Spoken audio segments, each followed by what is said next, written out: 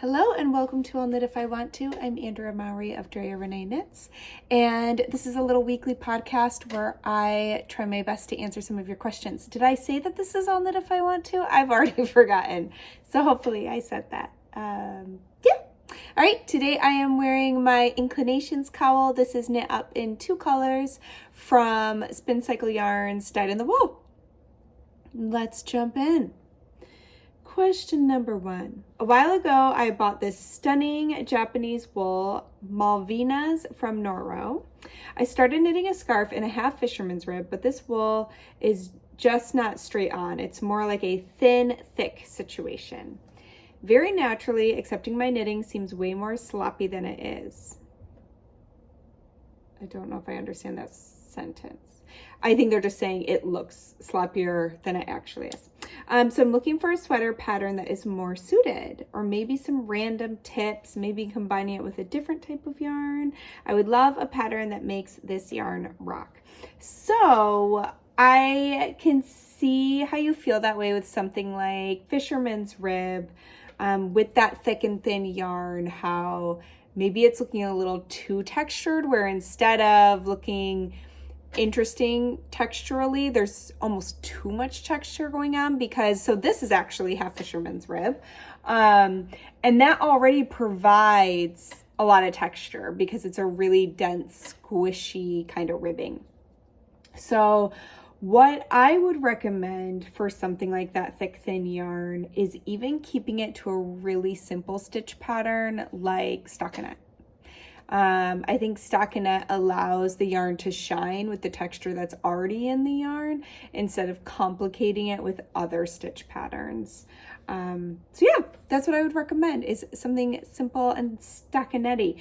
If you're looking for a sweater pattern, I don't know what weight yarn that yarn is, but something like my DRK Everyday sweater could be a good one. It's just a round yoke, 1 color pullover. You could also play around with some of the shifty patterns.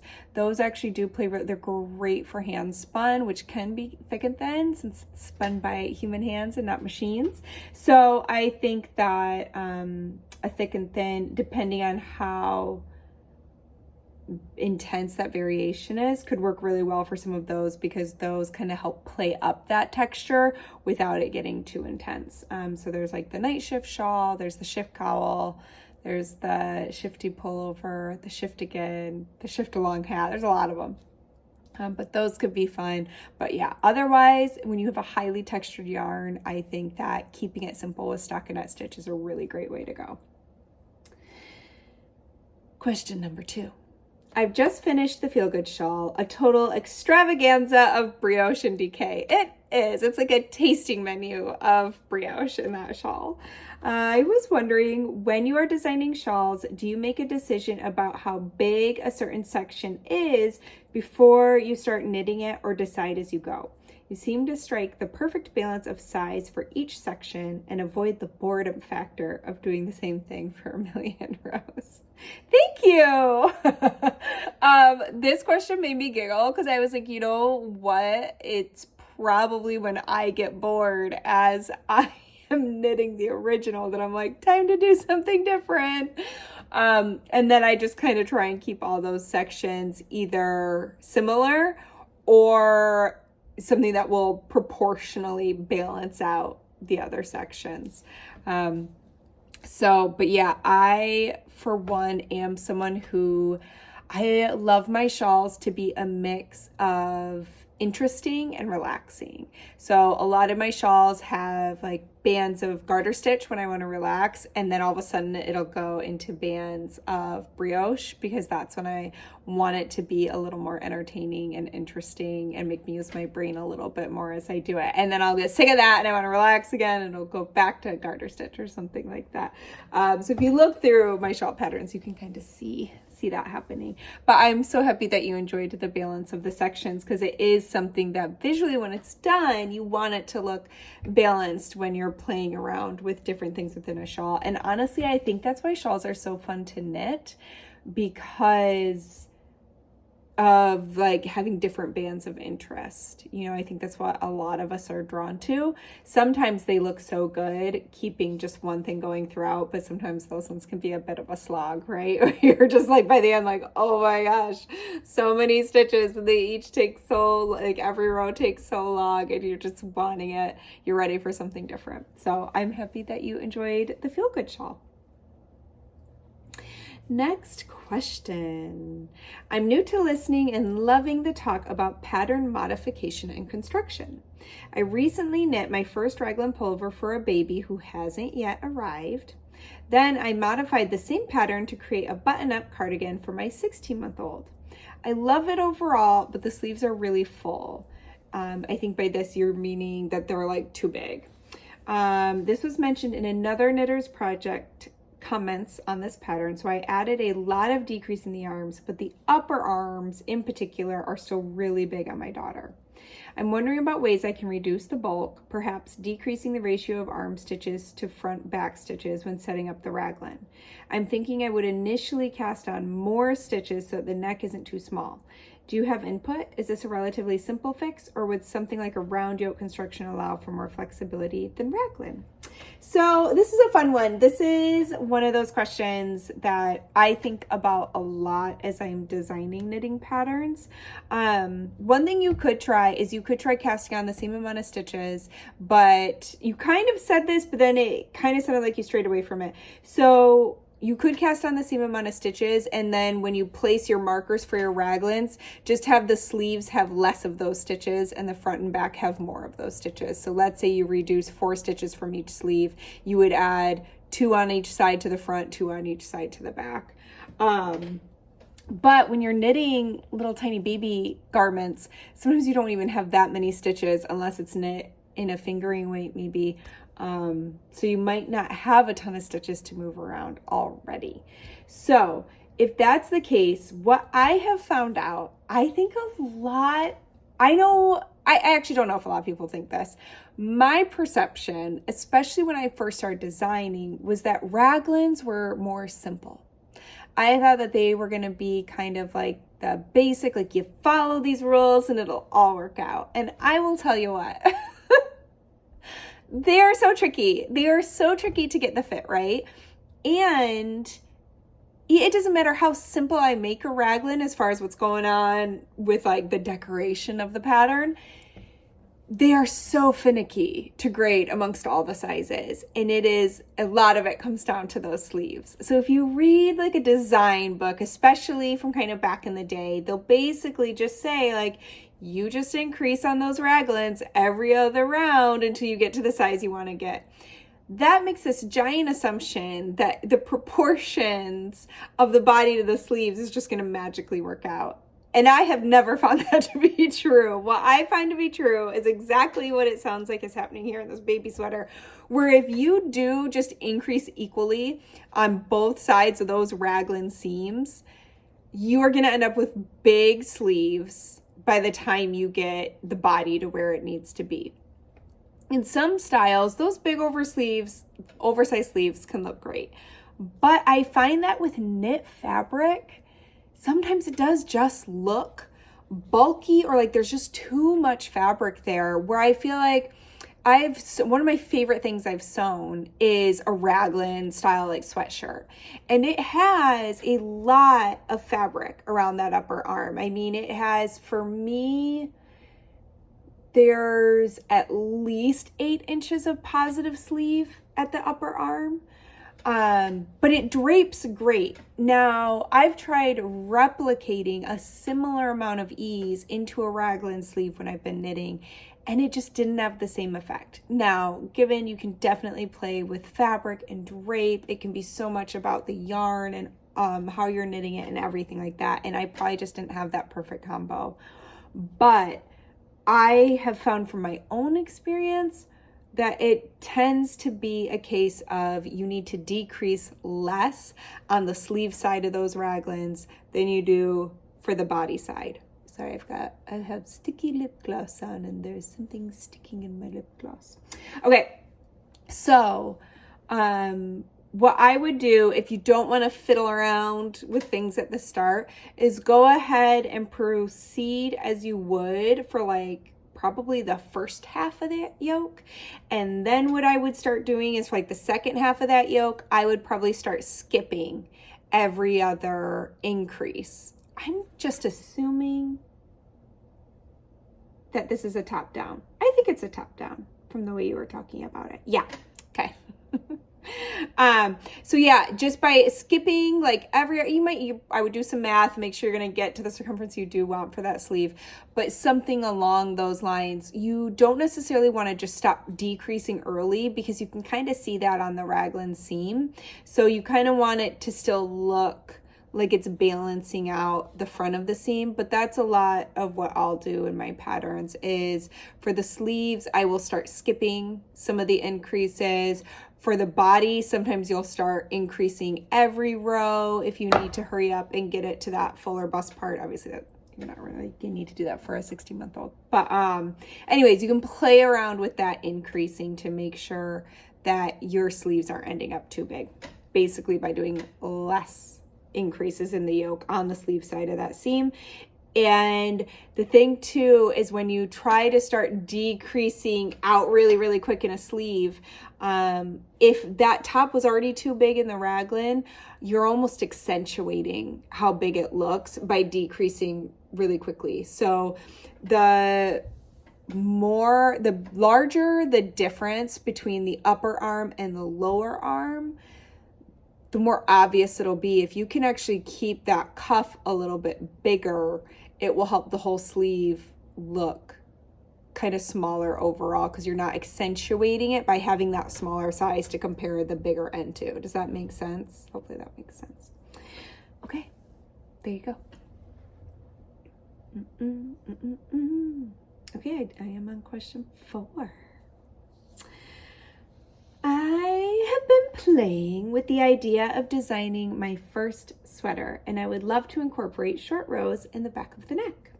My question is how to do the math to figure out how far and how much and how often to go back and forth. Does that make sense? Yeah. So the nice thing is it sounds like, well, no, you didn't say that. I would consider doing top down so that you can try it on and see how you feel about how much short rows you're putting in there. I aim for 1 to 2 inches of depth being added. So you can figure that out really easily by just knowing your row gauge. When you have your row gauge, you're just going to decide, okay, do I want an inch, inch and a half, 2 inches? How many rows is that? And consider that when you're working those short rows, you're going to be going back and forth. So decide how many rows you're going to need. And then you do have to decide how far around you want that to come. So that is going to probably come down to what style of sweater are you going to knit. So if it's something like a raglan, you could go to like have your first short row end right around those front raglan seams. And then you'd go back over this way and then go a little farther over and then a little farther over and then a little farther over for however many rows you're going to work it. One thing I have found, especially in something like a raglan, is you might need to play with how many stitches are between each of your turns to keep that a nice smooth transition so that your neck stays round. So that's one thing to think about. And again, a lot of times it comes to playing around. So you might have to try it out, do some swatching and see what you like best. So yeah, basically what you're trying, the way you want to think about it is you are trying to build up that back neck so that it sits higher than the front neck. I was just trying to think of a resource for you. In Tin Can Knits,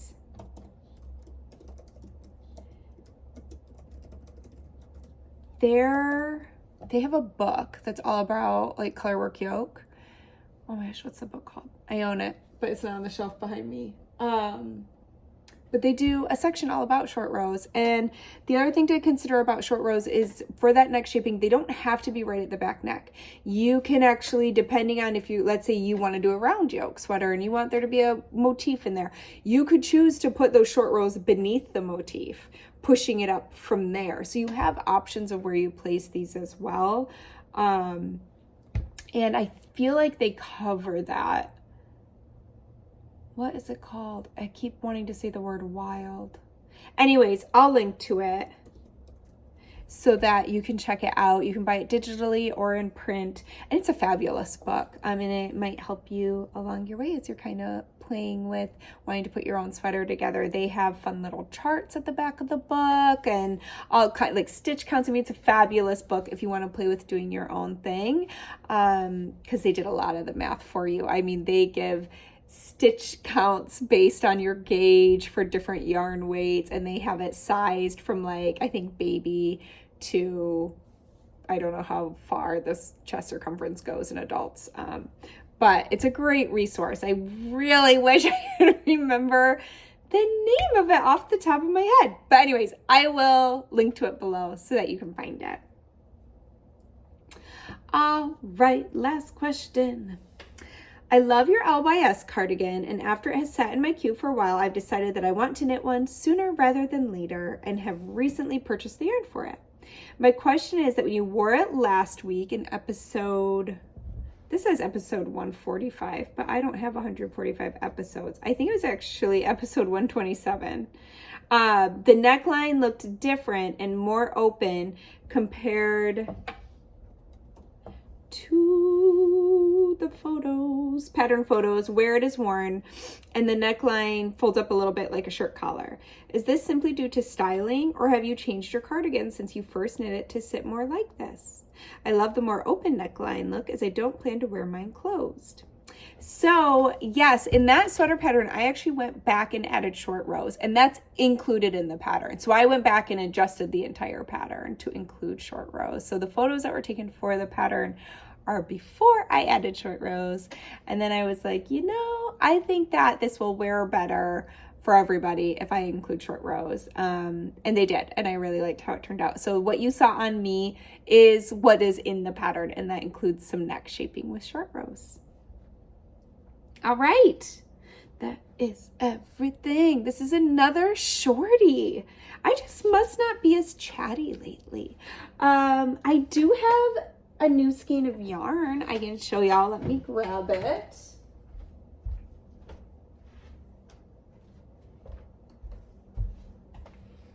So I have this beautiful yarn. This is this lovely, come on. This is a 3-ply woolen spun from fleece I processed myself. And I wish you could touch it. Oh. It is amazing to me what this finished yarn feels like compared to that fleece when I first got it. I mean, it is so soft and light and airy. I just love it. So I think I'm gonna make a hat. And I'm actually going camping with my family. And I think this might be my camping project. So I have not gotten the specs on it. I have no idea how much yardage I have here. Hopefully it's enough for a hat. I think it is. I think it was close to 100 grams. So I think I'm going to be good. But anyways, and you can kind of see, I don't know how well the lighting is in here to show you, but there's all this green speckles throughout, these little tweedy, ooh, and that is sari silk that I added into the bat. I love it. So that is one of my newest spins that I just finished up. And now this is unwashed, as you might be able to tell from looking at it. Is it captured? There we go. So this I need to go throw into the bath, but I'm going to wait. I'm going to wash this with all of its brothers and sisters. This is going to be a new cardigan. So this is, it was a club colorway from Hello Yarn, and I ordered more because I'm going to do a sweater out of it. And I did sampling. I think I showed y'all the samples. I hope I did. those are all downstairs, so I can't go get them. But anyways, I did the same thing. I was so proud of myself. I did all kinds of samples. So I have my whole plan, and I'm even going to spin up the body yarn a bit different from the sleeve yarn. So once I'm going to need about 4 skeins for the body. So once I have all these spun up, they'll take a bath together, and then I'll start the sleeve yarn. So I just can make sure to keep everything separate. I'm a little paranoid I'm going to mix up these yarns and be like, shoot, which one was for the body and which was for the sleeves? But anyways, it's going to be a very fun experiment. And yeah, I can't wait to see it come together. I mean, I still have 5 braids to spin, so this is only the first one after all my sampling.